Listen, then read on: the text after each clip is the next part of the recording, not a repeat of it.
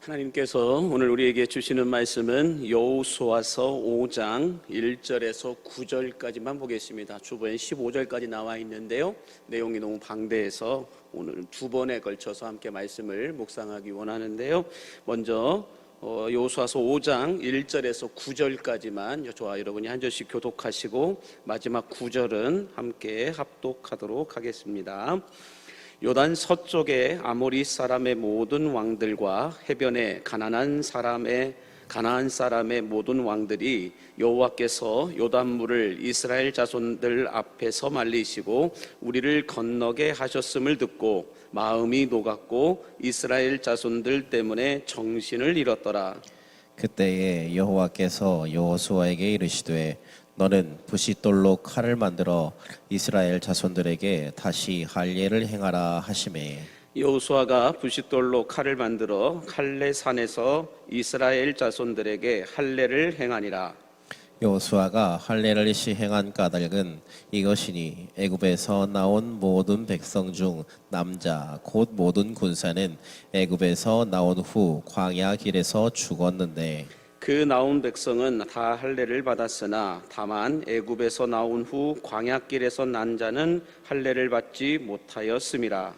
이스라엘 자손들이 여호와의 음성을 청종하지 아니하므로 여호와께서 그들에게 대하여 맹세하사 그들의 조상들에게 맹세하여 우리에게 주리라고 하신 땅 곧 젖과 꿀이 흐르는 땅을 그들이 보지 못하게 하리라 하시매, 애굽에서 나온 족속 곧 군사들이 다 멸절하기까지 40년 동안을 광야에서 헤매었더니 그들의 대를 잇게 하시니 자손에게 여호수아가 할례를 행하였으니 길에서는 그들에게 할례를 행하지 못하였으므로 할례 없는 자가 되었음이었더라. 또 그 모든 백성에게 할례 행하기를 마침에 백성이 진중 각 포에 머물며 낫기를 기다릴 때에 여호와께서 여호수아에게 이르시되 내가 오늘 애굽의 수치를 너희에게서 떠나가게 하였다 하셨으므로 그곳 이름을 오늘까지 길갈이라 하느니라. 아멘. 할렐루야. 함께 따라하겠습니다. 살아내고 살려내라. 살아내고 살려내라. 우리가 찬송할 때 슬픔을 이기게 하시고 또 우리가 기도할 때 문제를 이기게 하시며 또 우리가 말씀을 들을 때 하늘의 축복을 부어주시는 그 하나님의 은혜가 오늘 수요일에 나와 예배하는 여러분 모두에게 충만하게 부어지게 되기를 주의 이름으로 간절히 축복합니다. 옆에 분에게 또 뒤에 계신 분에게 인사할 때 우리는 됩니다 라고 인사해 주시기 바랍니다. 우리는 됩니다. 우리가 지난 시간 우리는 이 요단강을 건넌 이스라엘 백성들이 첫 번째로 진을 쳤던 곳이 길갈이라고 하는 곳이었다라고 말씀을 드렸는데요, 이 길갈이라는 곳에 요단강 한가운데에서 가지고 나온 각 지파의 대표들이 어깨에 메고 가지고 나온 12돌을 이 길갈이라는 곳에 쌓아두었다라고 말씀을 드렸습니다. 그래서 훗날 이 자손들이 이스라엘 자손들이 이 돌들은 무슨 뜻이냐고 물을 때에 어떻게 여호와께서 우리를 출애굽하게 하셨는지, 또 하나님께서 어떻게 우리를 광야를 지나게 하셨는지, 또 이 요단강을 어떻게 건너가게 하셨는지에 대한 표징이 되고 기념이 되게 하기 위하여 이 12돌을 쌓아두라라고 말씀을 함께 나누었는데요, 마찬가지로 이 시대의 길갈의 이 12돌은 바로 교회이다라고 말씀을 드렸는데, 우리 광림교회가 예수님이 디자인하시고 성령님이 목회하시는 교회로 세워지게 되면 우리 자녀들이 갓길로 갔다가도 교회를 통하여 다시 원위치로 돌아오게 될 줄로 믿습니다. 또 우리가 이 세상을 떠난다 할지라도 우리 자녀들이 우리 이 광림교회 안에서 내가 만난 하나님을 그들도 만나게 되고, 내가 헌신하고 봉사했던 그 일들을 우리 후손들이, 우리 자녀들이 계속해서 이어가게 된다라고 한다면 그것이 바로 길갈의 12돌이 된다라고 지난 시간에 말씀을 드렸는데요, 저는 여러분들을 시작으로 해서 여러분의 자녀들, 후손들이 계속해서 이 광림교회를 통하여서 평안하여 든든히 서가는 교회를 세워가게 되고 건강하고 건강한 이 신앙생활을 해 나갈 수 있는 축복이 부어지게 되기를 다시 한 번 더 주님의 이름으로 축복합니다. 자, 그렇다면 오늘은 이 길갈이라고 하는 것을 좀 더 생각을 해보기를 원하는데, 제가 신학교 다닐 때 저를 가르쳐 주셨던 성서지리학의 대가이신 홍순아 교수님이라고 하는 분이 이 길갈에 대해서 좀 이렇게 영상으로 남겨놓으신 것이 있으셔가지고 제가 좀 짜집게 해서 편집을 해가지고 잠깐 가져왔는데요. 길갈이라고 하는 것이 어디에 있는지, 또 길갈은 어떻게 생겼는지 우리 함께 잠시 동안만 보도록 하겠습니다. 영상을 보겠습니다.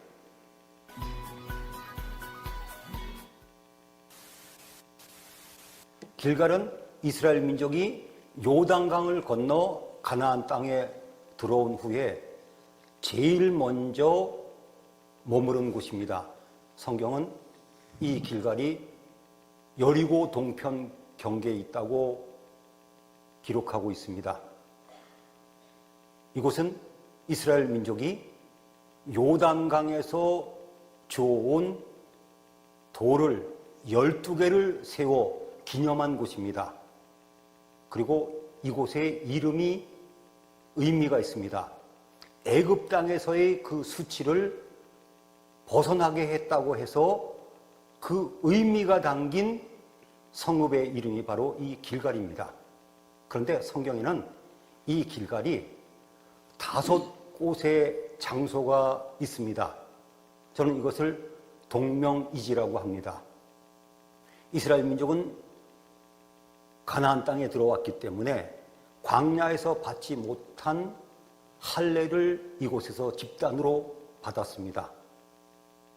사무엘은 이스라엘을 다스릴 때 이스라엘 중요한 성읍을 순회했는데 그 중에 하나가 바로 이 길갈일 정도로 이 길갈은 이스라엘 민족에게 중요한 중심지가 되었습니다. 자, 드디어 길갈에 도착했습니다. 뒤에 보이는 산이 할례산입니다. 길갈의 할례산 밑에 이스라엘 백성들이 진을 친 흔적이 저렇게 남아 있는 걸 볼 수가 있는데요. 숨겨진 곳이에요. 사람들 모르는 곳이에요. 길갈이라는 지명이 딴 데 있긴 한데 거기는 아무것도 없고 여기가 진짜 길갈이죠. 이 뒤에 보이는 산이 떼인돌이 있는 산이에요.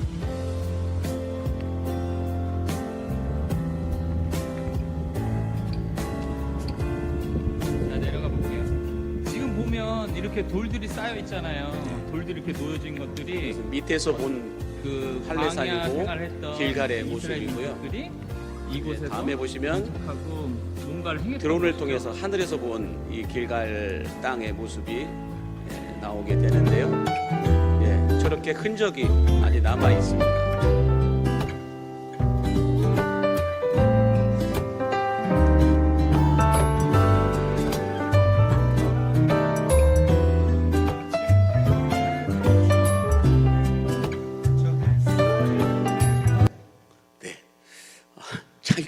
짧게 오셔가지고 이게 조금 아쉬울 수도 있겠는데, 이 길갈이라고 하는 이 지형에 할례산이 있고 할례산 그 밑에서 이스라엘 백성들이 이제 부싯돌이라고 하는 이 칼날을 가지고 할례를 행하였다라고 말하고 있는데요.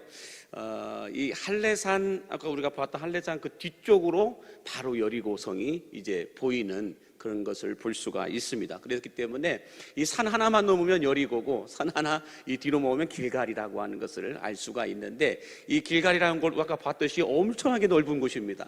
거기에 여러분들 몇 명이요? 온 200만 명이나 되는 사람들이 거기에 진을 치고 있었다라고 말씀하고 있는 걸 볼 수가 있는데, 자, 이렇게 가나안 땅 길갈 땅에 이스라엘 백성들이 요단강을 건너서 진을 쳤다라고 하는 이 소식이 누구한테 들렸을까요? 여리고에 살고 있는 사람들, 또 이 가나안 땅에 살고 있는 다른 족속들, 다른 왕들에게까지 이 소문이 급속도로 퍼져가지고 다 알게 되었다는 거예요. 그러면서 마음이 두렵고 정신을 잃을 정도로 두려워 떨었다라고 말씀하고 있는데, 오늘 본문 1절 말씀을 다시 한번 보시면 이렇게 말씀합니다.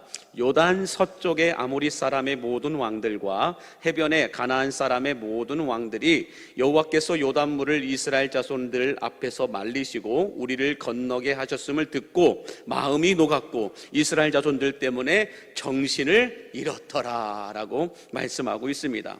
이 가나안 땅의 모든 왕들이 이스라엘 백성들의 이 요단강 이 기적 사건을 듣고서는 간담이 녹았고 정신을 잃을 정도였다라고 말씀하고 있는데, 자, 그렇다면 사기적으로 봤을 때 지금 여리고 성에 있는 사람들과 가나안 땅에 있는 사람들은 사기가 떨어질 만큼 떨어져 있고 이스라엘 백성들은 사기가 올라갈 만큼 올라가 있는 상태라고 한다면, 지금이 여리고 성을 공격해야 할 가장 적합한 골든타임이라는 거죠. 가장 확실한 골든타임이라는 거죠. 저들은 간담이 높고 정신을 잃을 정도로 이미 두려워 떨고 있는 모습을 볼 수가 있는데, 그렇다고 한다면 누가 보더라도, 손자병법을 놓고 보더라도 지금이 가서 공격해야 할 가장 골든타임인데, 그런데 하나님께서는 뜻밖의 이해할 수 없는 일을 이 이스라엘 백성들에게 요구하시는 것을 볼 수가 있는데, 자, 그러면 여러분, 이 여리고성 전쟁을 앞두고 하나님께서 이스라엘 백성들에게 행하라고 하신 것이 두 가지가 있는데, 첫 번째는 할례를 행하라 라는 것이었고, 두 번째는 유월절을 지키라 라고 하는 말씀이었습니다.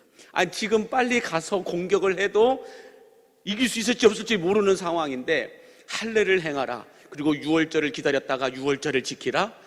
그러면 세월 다 가고 난 다음에 여리고성에 있는 사람들이 이미 정비하고 점검하고 다 준비할 거 준비해놓고 난 다음에 어떻게 이기라는 것입니까? 이런 여러 가지 불평의 소리들이 나올 수밖에 없다라는 거예요.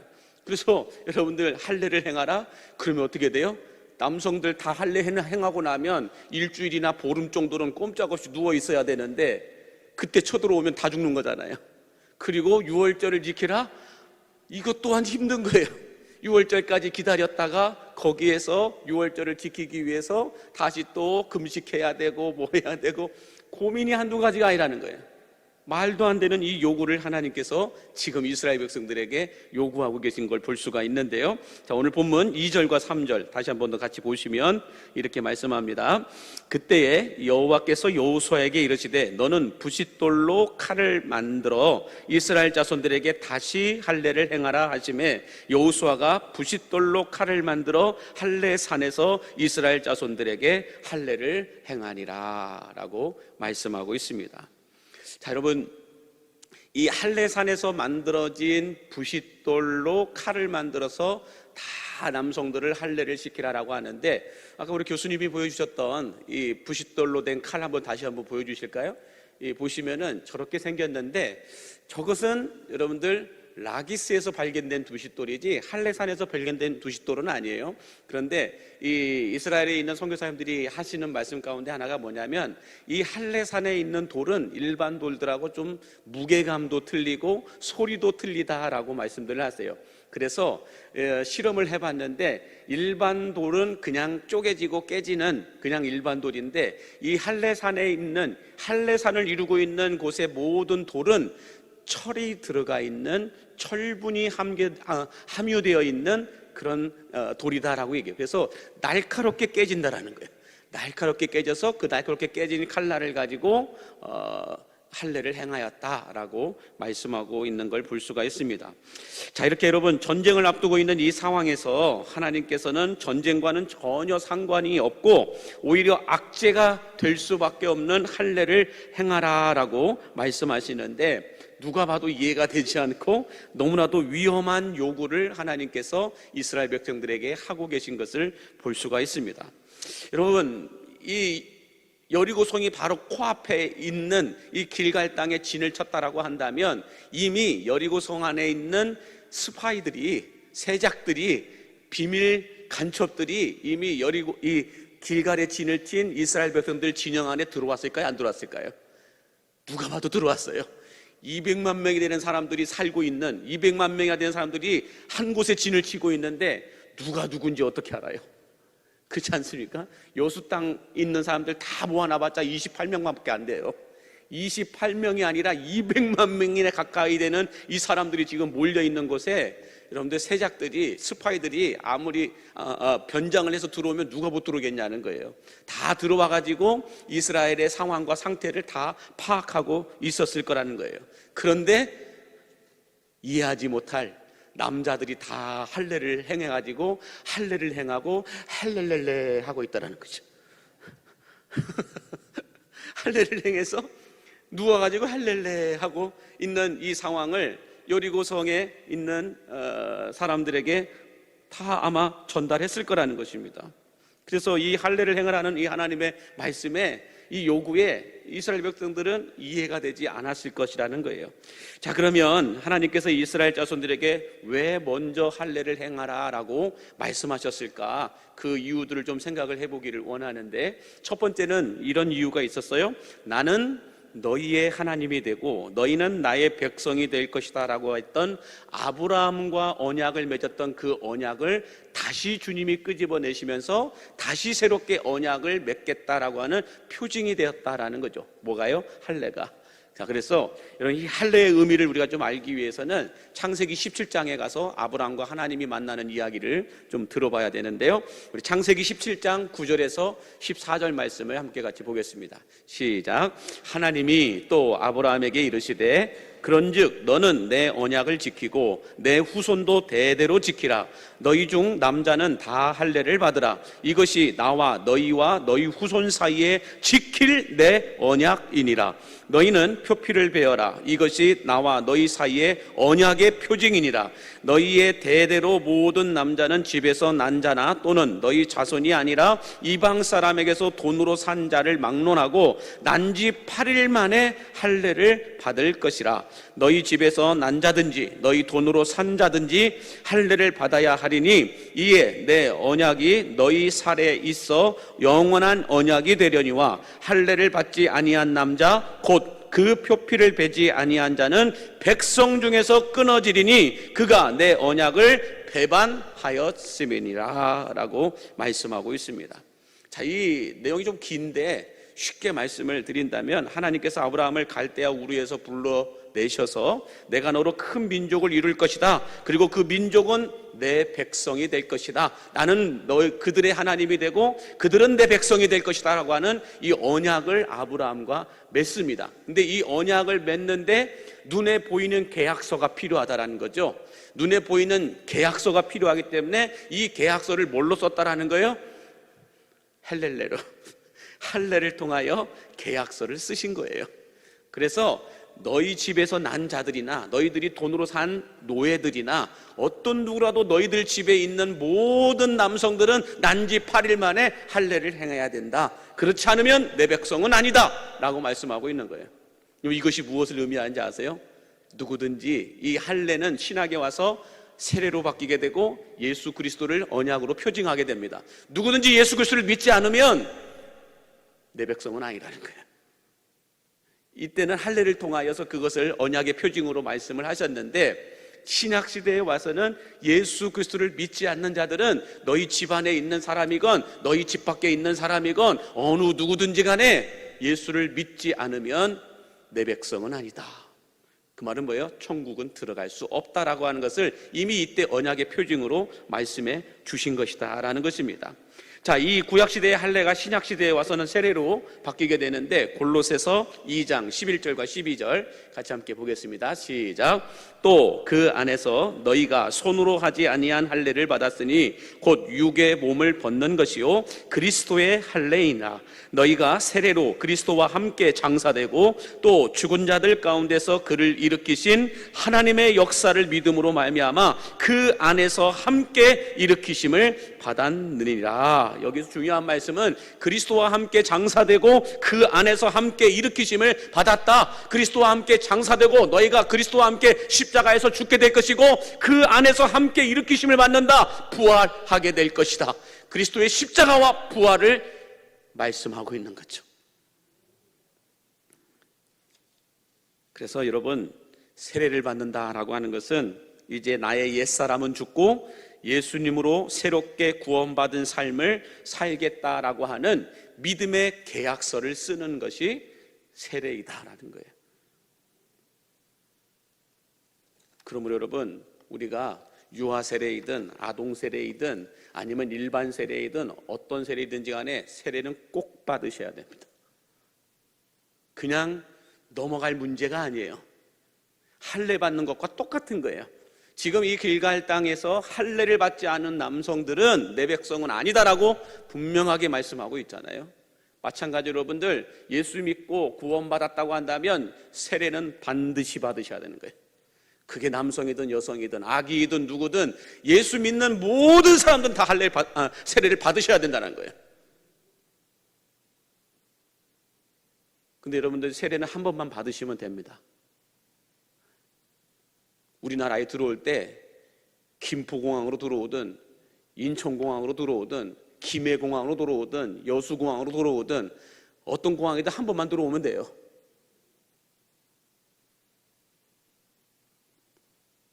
내가 전에 있던 교회에서 세례를 받았는지 안 받았는지 가물가물해서 여기서 한 번 더 받으면 안 될까요? 여기서 받는 것이 참 괜찮아 보이니까 한 번 더 받으면 안 될까요? 안 돼요. 그냥 한 번만 받으시면 돼요. 바라기는 여러분, 이스라엘 백성들이 할례를 행함으로 오직 하나님만 의지하고 하나님의 백성이 되었다라는 어떤 이 표징을 언약의 표징을 받았던 것처럼 우리들도 마찬가지로 우리 힘으로는 이 세상을 살아갈 수가 없지만 예수 그리스도를 구주로 믿음으로 말미암아 이제는 예수님이 나의 선한 목자가 되고 나는 그의 양으로서의 삶을 살아가겠다라고 하는 예수 그리스도로 인하여 새로운 삶이 시작되는 이 축복이 저는 이 세례를 통하여 여러분들에게 부어지게 되기를 주의 이름으로 간절히 축복합니다. 자, 두 번째로 하나님께서 이스라엘 백성들에게 먼저 할례를 행하라라고 말씀하신 이유가 뭘까? 그 이유는 두 번째는 이거예요. 가데스바네아에서 진노하신 하나님의 진노를 이제는 멈추시겠다라고 하는 약속의 징표이다라는 거예요.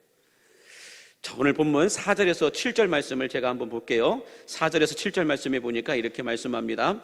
여호수아가 할례를 시행한 까닭은 이것이니 애굽에서 나온 모든 백성 중 남자 곧 모든 군사는 애굽에서 나온 후 광야길에서 죽었는데 그 나온 백성은 다 할례를 받았으나 다만 애굽에서 나온 후 광야길에서 난 자는 할례를 받지 못하였음이라. 이스라엘 자손들이 여호와의 음성을 청종하지 아니하므로 여호와께서 그들에게 대하여 맹세하사 그들의 조상들에게 맹세하여 우리에게 주리라고 하신 땅 곧 젖과 꿀이 흐르는 땅을 그들이 보지 못하게 하리라 하시매 애굽에서 나온 족속 곧 군사들이 다 멸절하기까지 40년 동안을 광야에서 헤매었더니 그들의 대를 잇게 하신 이 자손에게 여호수아가 할례를 행하였으니 길에서는 그들에게 할례를 행하지 못하였으므로 할례 없는 자가 되었음이었더라라고 말씀하고 있습니다. 좀 어려운 말 같은데요. 이것도 조금만 생각해 보면 다 이해가 가능한 말씀인데 이스라엘 백성들이 애굽에서 430년 동안 노예 생활을 하다가 노예 생활을 했는데 그 노예 생활을 할 때도 그들은 다 할례를 받았어요. 그리고 출애굽하여 시내산까지 올 때에도 그들은 이 광야에서 할례를 다 행하였습니다. 그러다가 가데스바네아라고 하는 곳에서 대형 사고가 쳐지게 됩니다. 그 가데스 바네아에서 어떤 사건이 있었나요? 가나안 땅에 들어가기 위해서 모세가 먼저 12명의 정탐꾼을 세워서 이 가나안 땅을 정탐하고 오라라고 보냅니다. 그때 갔다 온 이 12명의 정탐꾼들 가운데서 이 여호수아와 갈렙 외에 이 10명의 정탐꾼들은 믿음 없는 선동과 악평을 함으로 인하여서 200만 명의 이 이스라엘 백성들로 하여금 밤새도록 울면서 모세를 원망하고 하나님을 원망하고 모세를 향하여 불평하면서 애굽에서 죽을 데가 없어서 우리를 이 광야까지 나와서 죽게 하느냐라고 하면서 오만 가지 불편한 소리들을 쏟아내게 됩니다. 그렇게 하면서 모세를 향하여 밤새도록 분노하고 욕하고 불평하고 원망했다라는 거죠. 이에 하나님께서 어떤 말씀을 하시나요? 그곳에서 너희 말이 내 귀에 들린 대로 내가 그대로 행하리라 라는 정말 유명한 말씀을 하세요. 너희 말이 내 귀에 들린 대로 내가 그대로 행하리라. 죽겠다 하니까 그래 다 죽어라. 그래서 여러분 여호수아와 갈렙 그리고 광야에서 태어난 2세대들 외에 광야에서 애굽에서 나온 1세대들은 다 광야에서 죽었어요. 여호수아 관리 외에. 모세도 죽었어요. 모세도 가나안 땅에 못 들어갔어요. 뭐 하다가요? 혈기 부리다가 반석 한 번만 치라고 그랬는데 안 나오니까 2번을 내리쳐버립니다. 자, 이 가데스 바네아에서 믿음 없는 불신 사건으로 인하여 2년이면 들어갈 수 있었던 이 가나안 땅을 하나님은 어떻게 하세요? 광야로 밀어내셔서 38년을 더 돌다가 40년 만에 이제 가나안 땅에 들어가서 이 지금 길갈에 들어서게 된 것입니다. 자, 그러므로 여러분, 이 하나님께서 이스라엘 이 백성들에게 또 이스라엘 자손들에게 먼저 할례를 행하라라고 말씀하신 이유는 무엇이냐? 그 이유는 애굽에서 나온 1세대들을 이 부모 세대들이 가데스 바네아에서 믿음 없는 선동과 악행과 불신으로 인하여서 하나님의 진노가 일어났던 것들을 너희 이 세대들에게서는 멈추겠다라고 하는 약속의 징표가 할례였다라는 거예요. 그래서 말하기는 이 할례를 통하여 조상 때부터 부모 세대들부터 거쳐 내려오던 이 하나님의 진노가 멈춰지고 다시 이 축복의 통로가 열리게 되는 길갈의 축복이 여러분의 가정에도 쏟아부어지게 되기를 주의 이름으로 간절히 축복합니다. 그래서 하나님을 불편하게 했던 것들은 내 때에서 다 끝나야 하잖아요. 그렇지 않겠어요? 내 자식들, 내 후손들에게까지 하나님과 불편했던 그 관계가 그대로 가면 안 되잖아요.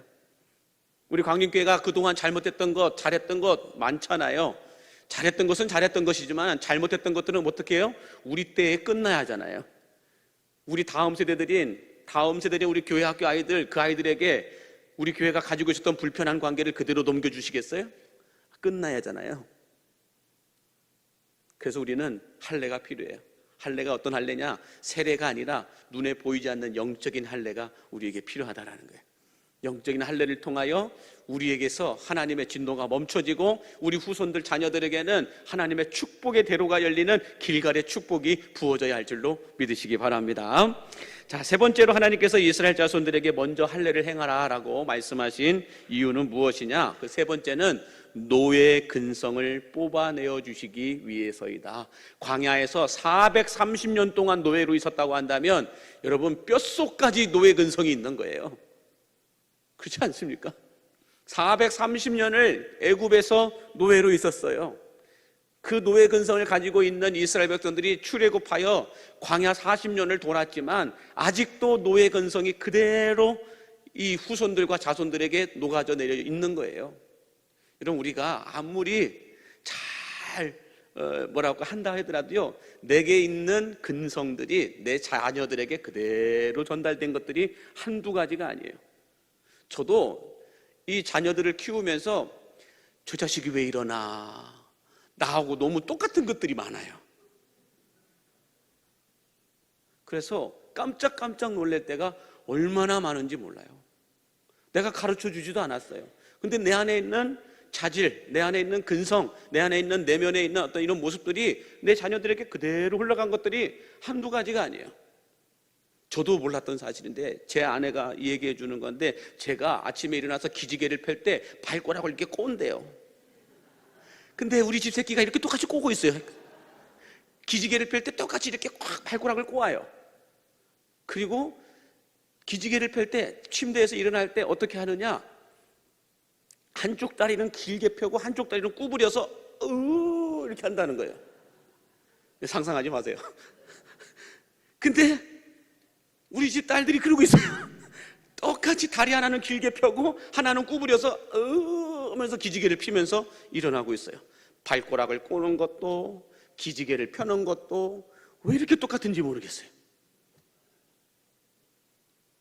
이 근성이 그대로 흘러들어가는 것 같아요. DNA는 속일 수가 없다라는 거. 마찬가지로 430년을 여러분 애굽 땅에서 노예로 있었다고 한다면 여러분들 그 후손들에게도 알 수 없는 노예 근성이 그대로 있는 거예요. 그래서 하나님은 광야 40년 동안 이 이스라엘 백성들 1세대들에게 있었던 노예 근성을 2세대들이 그대로 가져가지 않도록 다 뽑아내기 위해서 얼마나 많은 훈련을 시키셨는지 몰라요. 그렇지 않습니까? 얼마나 많은 순종의 훈련을 시키셨는지 몰라요. 아무리 여러분들 편하게 눕고 싶고 피곤해도 구름기둥과 불기둥이 움직이면 짐 싸서 움직여야 돼요? 안 움직여야 돼요? 죽으려면 그대로 있고 안 죽으려면 어떻게 해야 돼요? 짐 싸서 움직여야 된다니까요. 낮이고 밤이고 불기둥이 움직이면 움직여야 되고 구름기둥이 움직이면 움직여야 된다니까요. 뿐만 아니라 무슨 훈련을 시켰어요? 새벽마다 안 일어나면 굶어 죽어요. 새벽마다 일어나서 가가지고 만나 걷어갖고 와야 되지 안 걷어갖고 오면 죽어요. 그렇지 않겠습니까? 그리고 여러분들 우리가 이게 모세오경을 좀 연구를 해보면은 이 각 지파의 제사장들, 각 지파의 족장들, 이 사람들이 가지고 있는 나팔이 있었어요. 그 나팔을 길게 부느냐 짧게 부느냐 어떻게 부느냐에 따라서 지금 짐을 다 싸라는 소리냐 아니면 족장들만 모이라는 소리냐 아니면 누구네들만 모이라는 소리냐 이것이 다 약속이 돼 있단 말이죠. 그래서 양강나팔로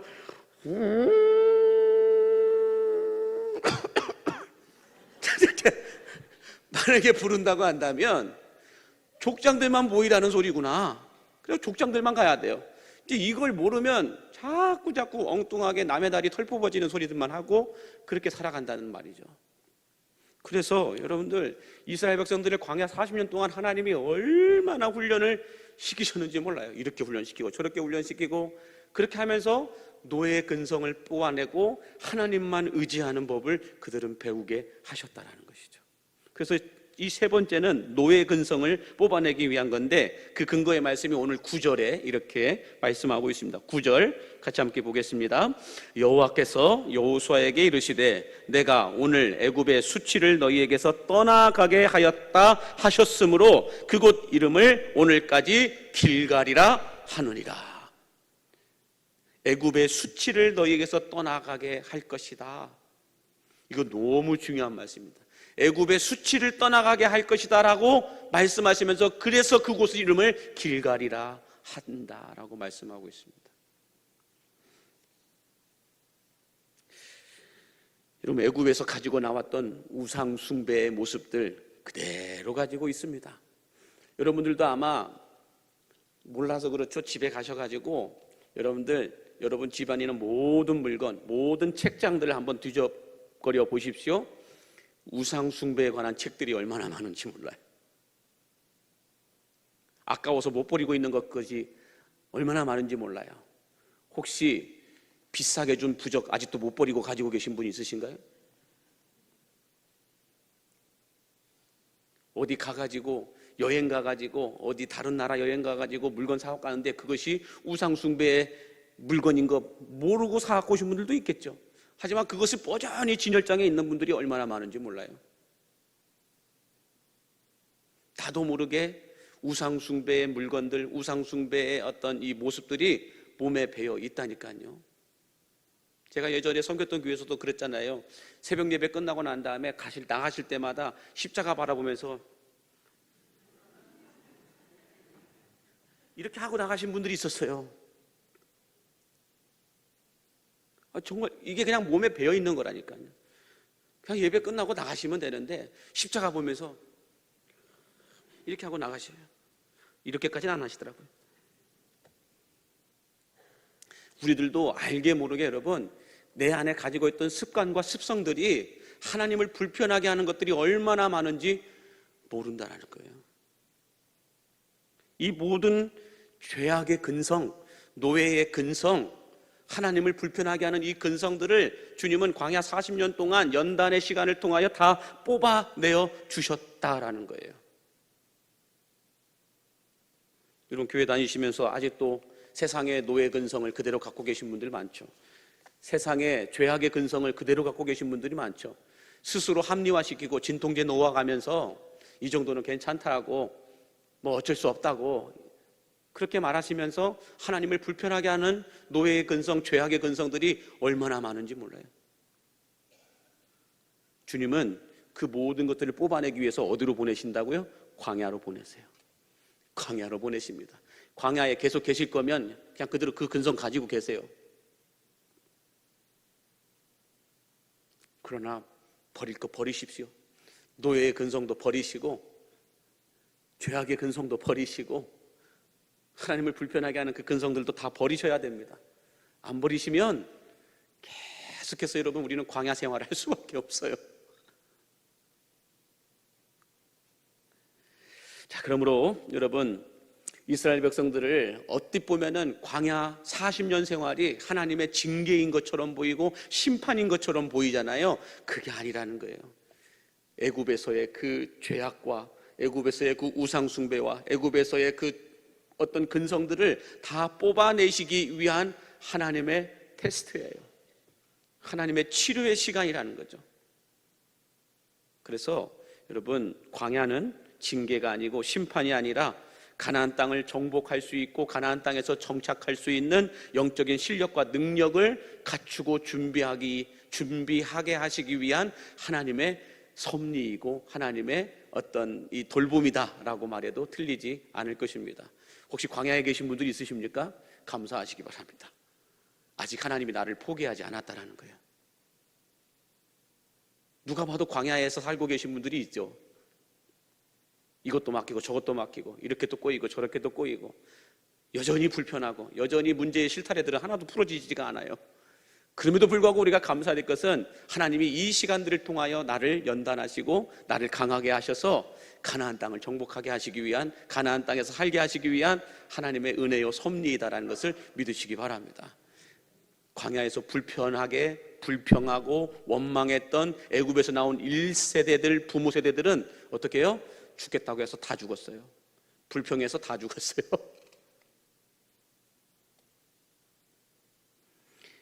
그러므로 여러분 불평할 시간에 감사할 제목들을 찾아내시기 바랍니다.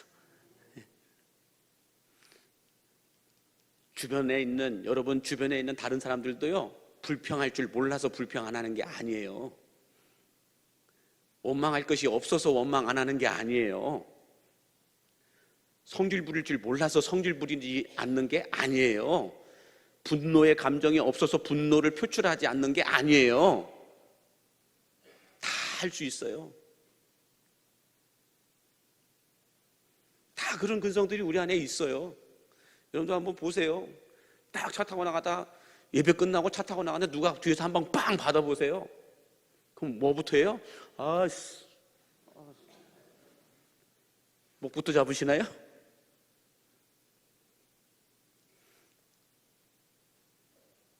머리를 많이 쓰시는 분들은 보험부터 계산하죠. 가슴형들은 소리부터 질러요. 아이고 매 죽겠네 이렇게 얘기하죠. 장형들은 목 잡고 나와요. 이게 애니어그램에서 나오는 자질들의 모습이거든요. 그러나 우리 그리스도인들은 아니라는 거예요. 그리스도인들은 나와서 뭐 해야 돼요? 뒤에 사람을 안아줘야 되는 거죠. 그게 진짜 그리스도인들의 모습이죠. 그렇게 하면 내가 손해본다? 아니에요. 법은 그대로 있어요.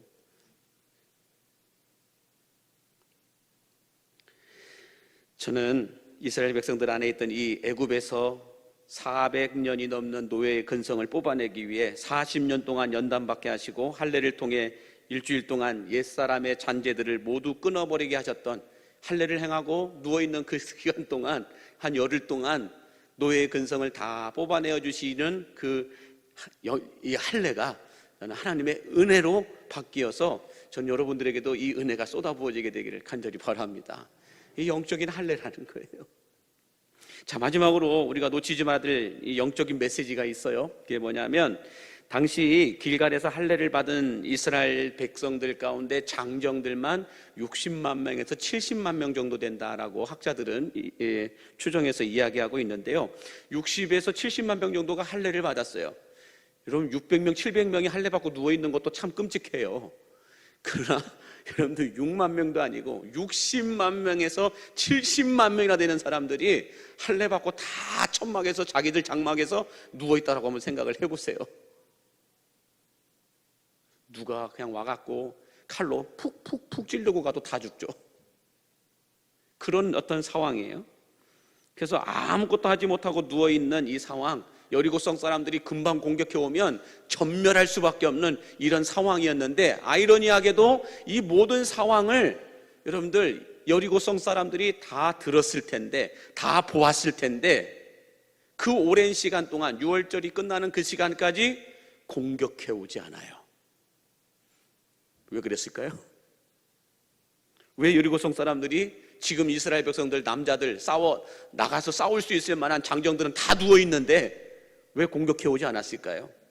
그 이유는 우리가 초반부에서 봤던 것처럼 여리고성 사람들은 이스라엘 백성들이 두려웠던 것이 아니라 이스라엘 백성들과 함께 하시는 그 하나님이 두려웠던 거예요. 홍해를 가르시고 요단을 가르셨던, 그래서 이스라엘 백성들을 그 마른 땅으로 건너가게 하셨던 그 하나님의 소식과 소문을 듣고 이들은 이스라엘 백성들이 두려웠던 것이 아니라 그들과 함께 하시는 하나님이 두려웠다라는 거예요. 여러분, 이것이 오늘 우리가 붙잡아야 될 말씀입니다. 세상 사람들이 기독교인 볼 때 여러분들 얼마나 무시하는지 몰라요. 뒤에다가 교회 마크 달고 다니고, 귀에다가 익투스 스티커 붙이고 다니고, 교회 다닌다고 하는 뭔가 표시를 하고 다니면 뒤에서 얼마나 무시를 하는지 몰라요. 그러면서 막 그냥 휙 지나가고, 막 어떤 다른 곳에서 만나도요, 교회 다닌다고 하면 갑자기 목소리가 커져요. 얼마나 무시하는지 몰라요. 그래서 우리는 뭘 드러내야 돼요? 내가 교회 목사입니다, 이걸 드러내는 게 아니죠. 내가 교회 누구입니다, 이걸 드러내는 것이 아니라 하나님이 나와 함께 하시는 것을 드러내야 할 줄로 믿습니다. 하나님이 나와 함께 하시다는 것을 보여주셔야 돼요. 그래야 두려워 떠는 거예요, 세상이. 여러분, 세상 사람들은, 세상의 어둠의 권세들은 광림교회 안 무서워해요. 여러분들 안 무서워해요. 누구를 무서워하느냐? 광림교회 안에 함께 하시는 그 하나님을 무서워하는 거예요. 여러분들과 함께 하시는 그 하나님을 두려워하는 것이지 우리를 두려워하는 게 아니에요, 여러분. 그래서 이 창세기에 가서 보면은 요셉이 보디발의 집에 노예로 들어가잖아요. 근데 이 요셉이 보디발의 집에 가서 가정 총무의 자리까지 올라가잖아요. 뭐 때문에 올라갔을까요? 요셉이 저처럼 괜찮게 생겨가지고 올라갔을까요? 죄송합니다. 전혀 아니에요. 보디발이 뭘 봤다라는 거예요? 분명히 성경은 기록해 놓고 있어요. 요셉에게서 하나님께서 함께 하시는 것이 보였다라고 말했어요. 요셉에게서 하나님이 함께 하시는 것이 보였다, 그래서 맡겼다라는 거예요. 그러므로 여러분, 우리가 하나님이 나와 함께 하시는 것이 보이기만 하면 재물의 복도 우리에게 오게 될 줄로 믿으시기 바랍니다. 사업하시는 분들, 다른 무엇보다도 여러분들 장꾀 부리지 마세요. 꼼수 부리지 마세요. 하나님께서 여러분들과 함께 하시는 것을 보여주세요. 그러면 다 맡겨요. 다른 사람 몰라도 저 사장님은 믿을만해. 다른 누구는 몰라도 저 사람은 믿을만해. 저 사람 속이 뭔 생각을 갖고 있는지 알 수가 없어. 그러면 위험한 거예요. 다른 건 몰라도 저 사람한테 맡기면 믿을만해. 확실해.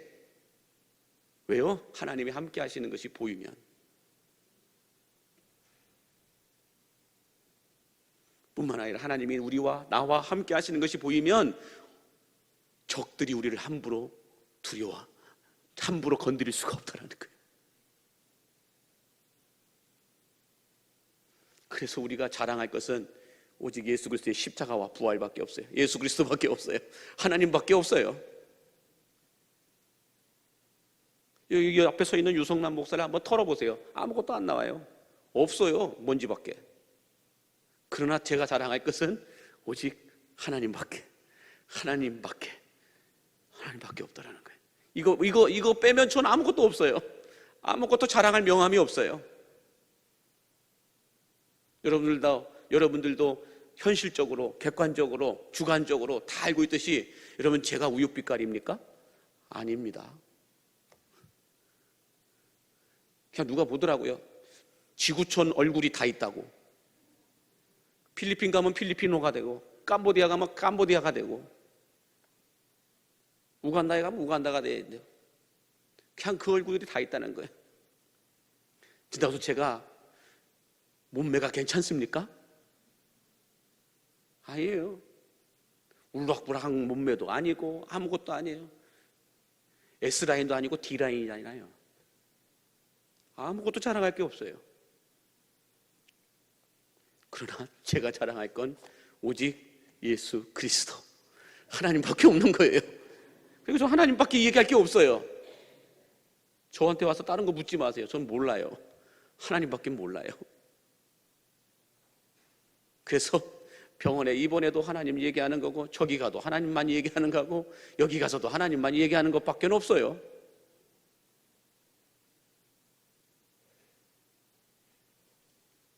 그러므로 여러분, 성경이 증거하고 성경이 증명하고 있는 내용들을 놓고 우리가 봤을 때, 지금 오늘 길갈에 여리고성에 있던 이 사람들이 길갈에 진치고 길갈에서 할례 받아서 누워있는 그 사람들을 공격하지 않았던 것은 이스라엘 백성들이 두려워서가 아니라 그들과 함께 하시는 하나님이 두려웠기 때문이고, 또한 요셉을 통하여서 가정의 모든 재산을 다 맡겨버렸던 것은 요셉에게서 하나님이 함께 하시는 것을 보았기 때문에 보디발이 다 맡길 수 있었다라는 거죠.